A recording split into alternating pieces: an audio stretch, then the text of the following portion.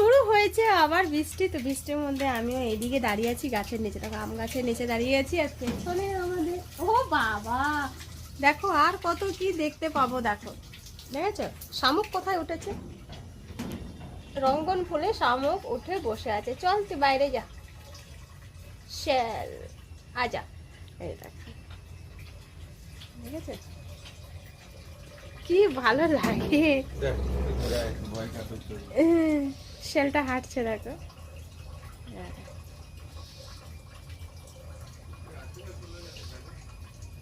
টুকিদি কাজে চলে গেছে, একে বাইরে ফেলে দিই।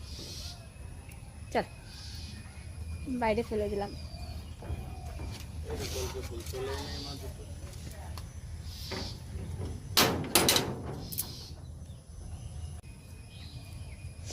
লাম্বো যাচ্ছে কোদাল আনতে, আর আমাদের কাটারিটা একজনা নিয়ে গেছে, সে এখনো দিয়ে যায়নি, মানে সে এক সপ্তাহ হয়ে গেল। চুলবুলি আসো আসো আসো।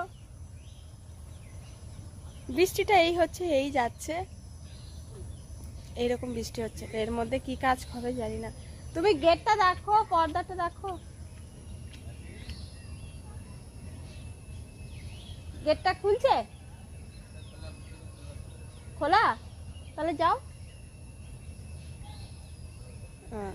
টুকি দিদি বাড়িতে গেছে, টুকি দিদির কাছে কোদাল আর আনতে গেছে, তো ওটা নিয়ে এলে আজকে এই জঙ্গলটা পরিষ্কার করবো। কারণ এখানটা ফুল তুলতে যাই তো ফুল তুলতে পারি না। দেখো কত কাটা নোটে গাছ হয়েছে, কারণ কাটা নোটে না, সেই ছোট ছোট বেগুন কাটাওয়ালা গাছ, ওই গাছগুলো হয়ে ভরে গেছে। দেখো ওই দিকটায়, পুরো ওই দিকটাতে। সেই জন্য এই জায়গাটা পুরো পরিষ্কার করতে হবে, পরিষ্কার করে দিই। আর দিয়ে যায়নি।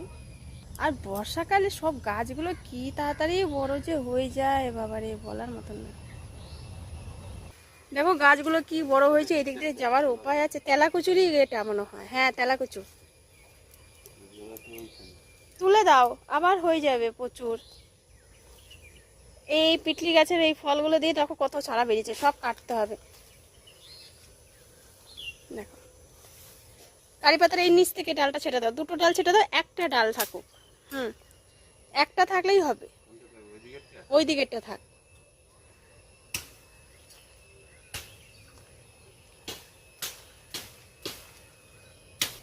এই কারি পাতাগুলো দিলে নাকি চুল ভালো হয়, তো আমি দিয়েছিলাম, আমার চুল আরো উঠছিল, সেই জন্য আমি আর দিই না। এই একেই তো চুল পাতলা। হ্যাঁ এটাও ছেটে দাও, এটাও কেটে দাও।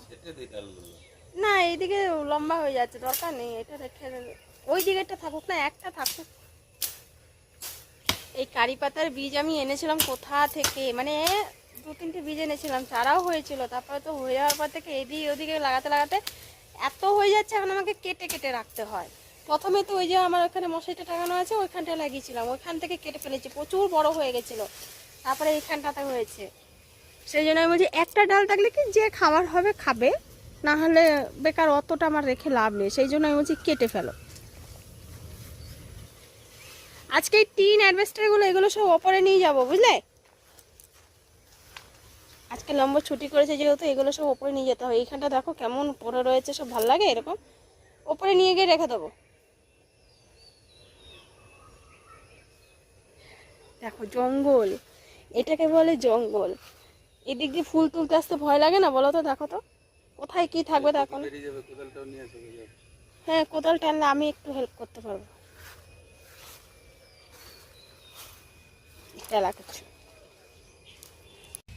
এদের দুজনকে ওষুধ দিল বলে দেখো দেখো গেট খুলবে, দেখো গেট খোলার জন্য কি ব্যস্ত। কি ওটা দাঁতে লাগছে? এই টুকি দিতে কাটাইটা না প্রচুর ভারী, দেখো পুরো লোহার বাট না, সেই জন্য প্রচুর ভারী। তো মা বললো যে সাদা ফুলের ডালগুলোকে ছেটে দিতে, ওপরে ওপরে রাখতে, কিন্তু ছাড়বো তো ছাটার আগে আমাকে নিচটা ছাড়তে হবে। দেখি ছেটে ছুটে নিই আগে, কোন দিকটা ছাড়বো সেটাই ভাবছি।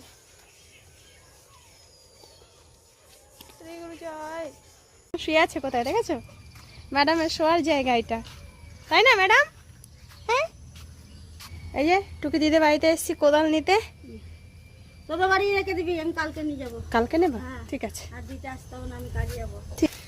মায়ের জন্য তেলা কচু ছাড়াচ্ছে দেখো, মায়ের সুগার না, ওই জন্য ও তেলাকুচুগুলো ছাড়িয়ে রাখছে সুগারে নাকি। আরে ওখানে রেখেছো, ওখানে কই না, আমি দাঁড়াইনি এটার ওপর, আমি তো এইখানটা দাঁড়িয়েছিলাম।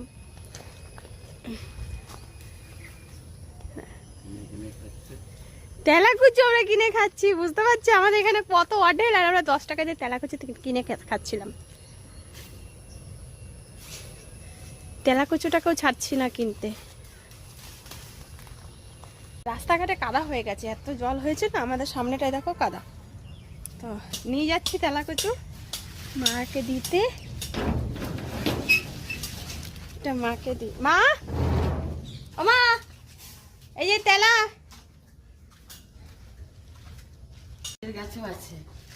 এটা তো মানে নিম গাছ, কারিপাতা গাছ, এগুলো সব ঘিরে ধরেছিল। পুরোটাই পরিষ্কার করেছি, দেখো পরিষ্কার করে যা হয়েছে দেখো। এখানে সব গাছগুলো কেটে দিয়েছি, ওপরটা অনেক পরিষ্কার হয়ে গেছে। এখন ফুল তুলতে একটু সুবিধা হবে। মেন হলো ওই জায়গাটাতে মানে ফুল তোলা, এত জঙ্গল হয়ে গেছিল, ফুল তুলতেও ভয় লাগতো। যে ফুল তুলতে যাচ্ছি কি থাকবে না থাকবে কিছুই বুঝতে পারবো না।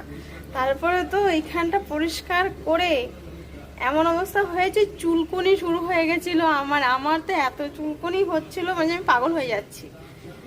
তাও চুলকুনি যাচ্ছে না। লম্বকে বলছি, লম্ব বলছে কি আমারও চুল করছে। মানে ওইখানে ছোট ছোট তরমুজের গাছ না কিসের গাছ ছিল ওইগুলো, তরমুজ না, তরমুজের গাছ ছিল। সেই গাছের জন্য আমাদের দুজনকে প্রচুর চুল করছিল। এমনি করে করে টেনে টেনে ছেড়েছি, ওই আলগুলোই মনে লেগে গেছিলো। এই দিক দিয়ে পায়ে, পেটে, হাতে সব চুল করছিল, মানে পাগল যাকে বলে পাগল। আমি ওকে কাটছি গাছগুলো আর ওকে বলছি যে কিভাবে চুল করছে আমাকে। তো ও বললো যে হ্যাঁ আমারও চুল করছে। তো যাই হোক চলো, চুলকুনি মুলকুনি বন্ধ হলো। এখন আর কি একটা কাজ করব, সেটা হলো মাকে বললাম ওইখানে নয়, এই যে আলমারিতে আছে, ভাবছি ব্লাউজের ওপর একটু ড্রয়িং করব। যদি মায়ের হয় তাহলে হবে, আর যদি মায়ের না হয় তাহলে সেটা আমার হবে, তাই না? লম্বা লম্বা একটু বাজারে নিয়ে যাবা?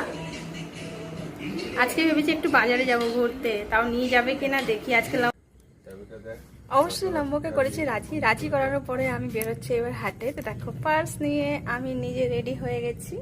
তো রেডি হয়ে এবার বেরোচ্ছি, কি কি কিনবো সেগুলো তোমাদের সঙ্গে শেয়ার অবশ্যই করবো। আমরা এসেছি লম্বর হাফ প্যান্ট কিনতে, ঠিক আছে? লম্বর জন্য হাফ প্যান্ট কিনতে এসেছি। তো এই রাখো লম্ব রেডি, আর দোকানটা সামনেই আছে।